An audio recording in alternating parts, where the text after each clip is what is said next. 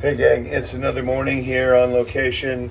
We're out in the trailer and just prepping for the day. I did a video which will be after this, and it's number 52 or whatever, Toolbox Talk. It's actually a base station in the wild, and I'll intercut some pictures, but I've got a little video. It's a simple base station for a 22-foot drop for two people falling, tackling one another and falling. 22 feet to a very limited space area on two separate lines, two separate tails. Anyway, I did a video the other day. We've got some other big rigs in their wild habitat coming up. The location has huge restrictions in terms of it's a real building, it's a real location, it's not a stage, so you don't have reds, you got to use the steels that exist. The space is limited, the ceiling heights are shit. There's an atrium that I can use a lot of steel on. It's all been checked by the engineer, but that means everything has to rig 90 degrees out from what you're doing and out into space and then come back in. So it gets to be playing connect the dots. But this short one I'll do today that I'm just going to cut into this is just a simple base station. It's like a simple two-person drop with a goalpost with a base station that has to bounce over to the actual pick points for the performers. Nothing too special, but the whole concept is always do what you're going to do really well. And I call it simple, but you dot your I's and cross your T's. You look at your load ratings, etc. And one of the things we did on this was for our pick points for the performers, we couldn't come with a head block or a piece of truss above them, but there's a walkway. And the problem is we couldn't put a piece of truss up there because of filming. It would have to go in, out, in, out, in, out, and it's not accessible. And you can't get any equipment, genie booms, you can't get anything in here because of the structure. And it is, 4 stories off the ground inside where I have to hang this under a catwalk. So it's manually, you have to go up and pull stuff up and strap it in with very limited access. So what we did, and I'm going to explain this ahead of time, is we put span sets and used shackles. So we spaced our pulleys a ½ meter apart and we put them on bow shackles. Now the reason they're on bow shackles is because there is an actual side loading number for bow shackles. And I calculated the loading and we connected them so that the pulleys can go with a ½ meter with a bow, a ½ meter with a bow, and then a meter and a half to go up and around this walkway. And that lets the pulley sit in the pin very nicely. It can pivot, it can swivel, and you can tension this cloth strap, in essence, around the walkway, and all you have is a black polyester sling wrapped around the whole walkway. And when you tension up with a ratchet strap and then put a backup hard sling on it that's shackled in, you have a very strong pick point that's virtually invisible. The effects guys can paint it out no problem, and in wide shots you don't even notice it. So that was our way of not having to put it in, take it out, put it in, take it out on all of this truss work. I'll do a little insert photo of it. It ain't no big deal, but it's a simple solution, and it's not an ideal use of a shackle because obviously here's the bow. You're pulling the tensioned span sets both directions. But with the pulleys in set, what we did was I planned the spacing, I marked it, we had to drop lines to it from above, pull it up and through the steel on both sides, then tension it, and then put a backup on it. So there's double backups plus the tensioning, and it sucks it flat to the underside of the walkway, which is inaccessible in any other way other than rope access to get there, which is complicated unto itself. So we have the pulleys where we want. They're on a span set chain of individual span sets, and they're 1-ton span sets, which are 7-to-1 rated on these, but working load 1 ton. And I've got 3-ton shackles, which are rated 7-to-1. They're Crosby shackles, and Crosby has a side loading 90-degree rating on them. And that's how we got around putting pick points in space under something that's inaccessible.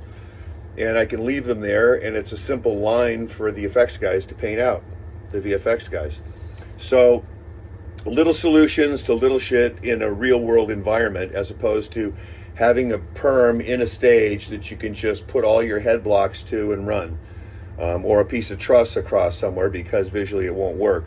So it's not innovative, it's not super cool, but it's a solution that stays within the math of the working loads of dropping two guys at 3 Gs that are 75 kilos apiece. So, you know, you're looking at 225 kilo of force times two people on one thing. So call it 500 kilo of force on 3-ton shackle working loads, and 1-ton span sets that are good for 7 times that, because I've tried to break them, and if I exceed the 1 ton, I'm fine.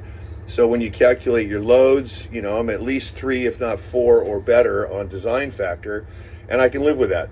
You know, I know what I'm doing. I know I've calculated my strengths, and everything. So for these two gold tails, because they're not a savage stop from too high, we're only pulling 3 Gs, and the guys are only, you know, 75, 78 kilos. So our loads are well within the specs for the 90-degree shackle D rating. And, you know, our pulleys are only 2.2 braking.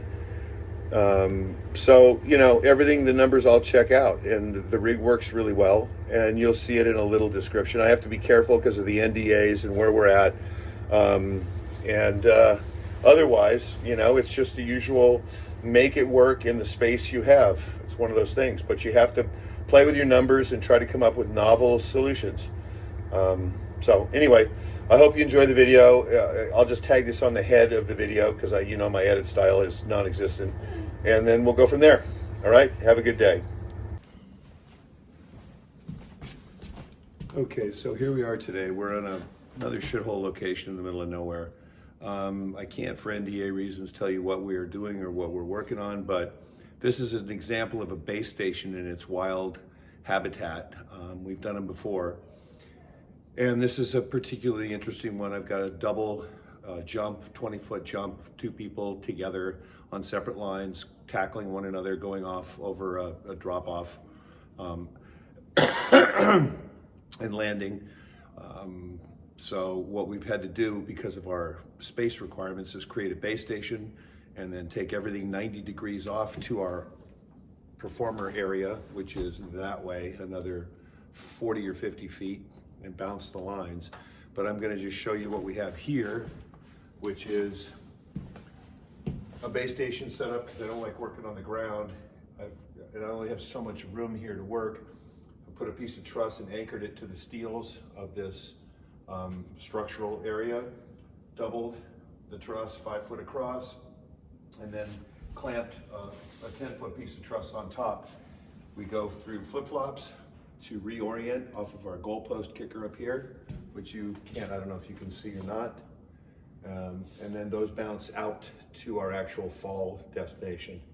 So what we have is one of the lines, because the person is running into the shot, has a service loop, which is a take-up, comes from the performer's line and shiv, through a shiv, into a bite, back through a shiv, and down to a flip-flop, which then goes to a clutch, then goes to a gold tail.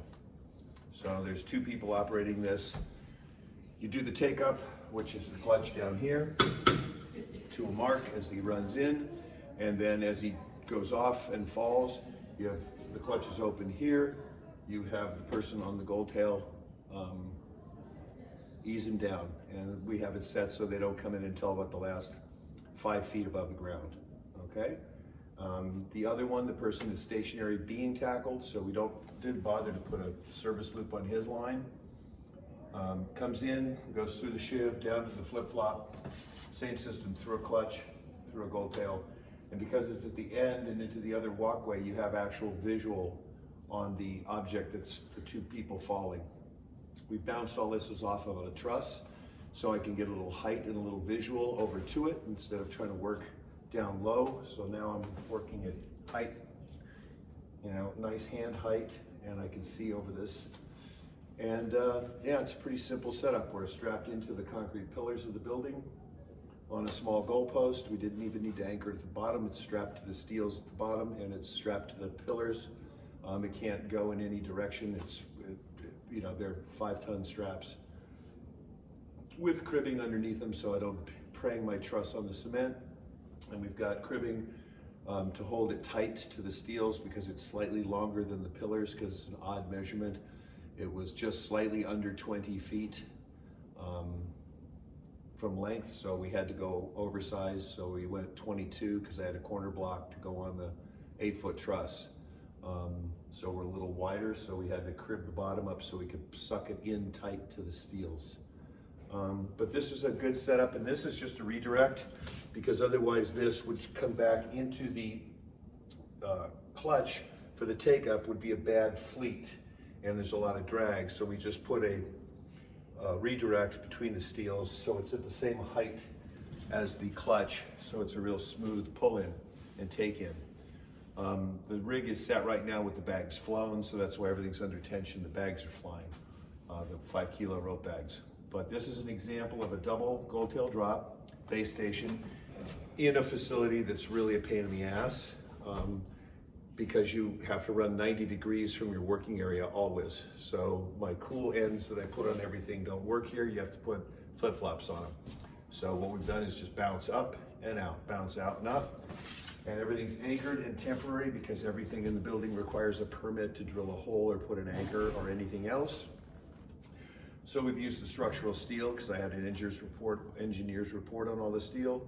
So I can use the steels as anchor points. So I have ratchet strapped truss on the ground as the base station through the steels and mounted my operational truss. And rather than putting 2 pieces of truss because it's such a narrow area, I just put the 2 people on separate sides, separate cords of the truss. And that's it. When you go hot, you open up the clutch, you do the take up on this guy because it's already in the gold tail. So the clutch doesn't come, the gold tail doesn't allow the rope to go forward, and all you're doing is tracing his movement. So you pull in on the clutch for the take up, it hits the mark, and then when he's in free fall, he's got X amount of slack and drops into the gold tail, which we catch him from this height to here to slow him down to reduce the impact. Okay, so this is just a quick, easy setup. I haven't been posting much. I've been a little busy and it's just been a little crazy. And last time I did the rehearsals on this and 3 other rigs, I got out the camera and I was gonna do them before I took them all down because I had to strike them after rehearsals. And by the time I remembered that I was supposed to take pictures of them and do everything, it became, other than notating and pictures for the logbook, there was no time to do it. I'd already struck everything out. But luckily they changed something in the script, so we have to go back and re-rehearse. So on this rig, it went back up again. And yeah, the only other entertaining thing, I'll take a quick picture and just put it in this is, the area we had to bounce to, they couldn't have truss there because it's an inaccessible area under a catwalk and it's seen throughout all the other shooting. So I couldn't put truss in. So what we did was we used span sets, we used polyester round slings with bow shackles, and we spaced the pulleys. So we used a 1/2 meter with a bow shackle, 1/2 meter with a bow shackle, and then on the end of this one, so 1 meter to get up to the catwalk and 1 meter to get up here, and we tensioned them on top with a ratchet strap and then another sling as a fail-safe and tightened it up. So now there's literally just a stripe of black polyester with 2 pulleys hung in a different location. And that's easier for them to paint out than having a giant chunk of truss sucked up in the middle of the shot, because some of the wide shots, they see everything from that angle. And we're bounced, 40 feet over. So this is a view of what I was talking about with the span sets. What you have is a 1/2 meter, a pulley at the end with a bow shackle, a pulley with a bow shackle, and a pulley with a bow shackle, and it spaces the lines the way I want them. The lines are dressed back currently. But that's all that's there around the steel structure as opposed to a piece of truss. So that's all that they see instead of a piece of truss. Makes it a bit interesting. And for the drop. So that made that easy. You're in the constraints of what they see with the camera and everything. They're not looking this way, so we could operate here. We have line of sight. And yeah, it's pretty rudimentary. It's a double gold tail drop. The issue is it's in a very narrow situation. They have to land within this space, both people. They can't land on top of one another, both on separate lines. One's getting tackled, so it's fairly dynamic as they come over the rail. The rails are fairly high. So there's a lot of things on how they exit and everything else, parameters that change how it works and how you do your gold tail. Just as a note, for the static guy, I actually automate the gold tail now because once he's going over the rail after impact, it's the same every time, and I don't need to monitor him other than just have somebody there. And the gold tail's on bungee, so it comes to a very nice, smooth stop. Yeah, pretty much like falling over onto a mat. This one, because of the differential with the uptake, if the uptake's not the same, or if he exceeds, or if something isn't right with this, it changes your points on the gold tail. So it requires visual. I can't just say it's going to be perfect. You know, if the guy overcooks it when he jumps or tackles, and then we take up too much on this, then the points back there are going to be short or long, or because he's tackling, sometimes his body position, he might go over head first. You need to be able to pull the plug on it quickly and just stop him. So this one is manned, always with line of sight. We can do this one unmanned or manned, doesn't matter. But normally I have somebody standing there with their hand on it, just following along, because if it comes down to it, you can always shut it down. It's automated in its function, but it's tended, because if he went over head first or something, I have this much time to decide, which is not very long, and you need to be able to pull the plug on it and stop him before he augers in. So we have safeties with people on that one, and we have an operator on this one.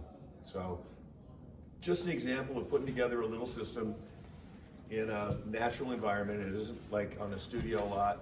It isn't maybe how you do it like on a sound stage, because you've got everything coming off the front, going up, branching out to where you need to.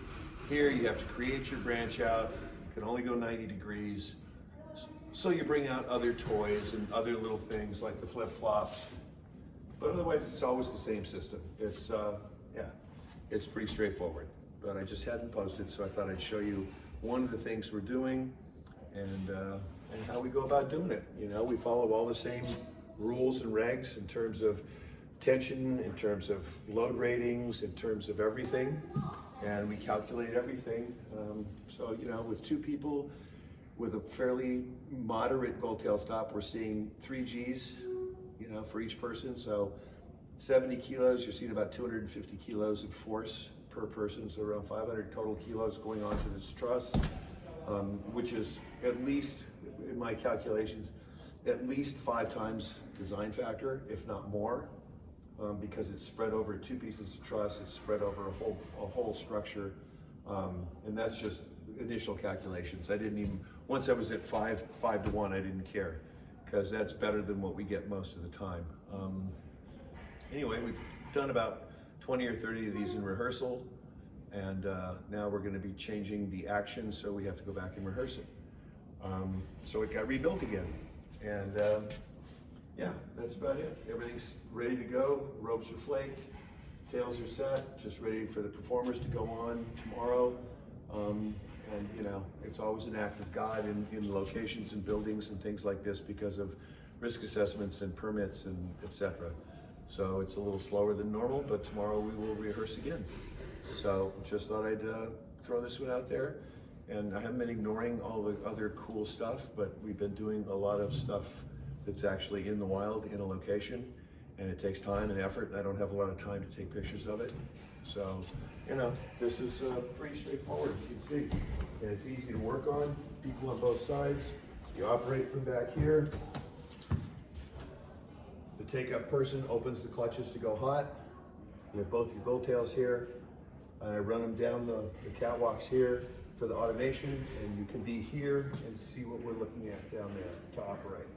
So both operators can see what we're dealing with. And it doesn't occupy the whole space, so for the rest of the crew and things, it becomes not quite as inconvenient. So that's it. That's today's just a little sample of a toolbox talk on a double gold tail that goes 90 degrees away, and it's a little one. It's only a 7 meters, 20 foot plus drop. No big thing, but remember, do the little things really well. Do everything just like it was a mega thing, you know, just do everything, tick all the boxes, pick how much risk you want to assume and make it bomb-proof. You'll notice all the span sets are choked from the top cord to the bottom cord, so we're never a single pull on a piece of aluminum. You know, same thing down here. I'm on 4 clamps and 4 clamps, 750 Dowdies. That's 4 times 750 Dowdy here, 4 times 750 Dowdy there, holding it to the 2 pieces of truss below. And both of those are held by 4 straps, 1 at each corner. They're not just 1 strap around both corners and cinching in. They're diagonally, so there's 4 straps on each corner. So if any one gave up the ghost, you still have 3 more. Just redundancy on everything. Just little things that make it easy. It goes in easy, it comes out easy, and it operates easy. So, you know, that's the bottom line. So that's it for today, folks. Just a quickie, keep it real short, and hope you're doing well.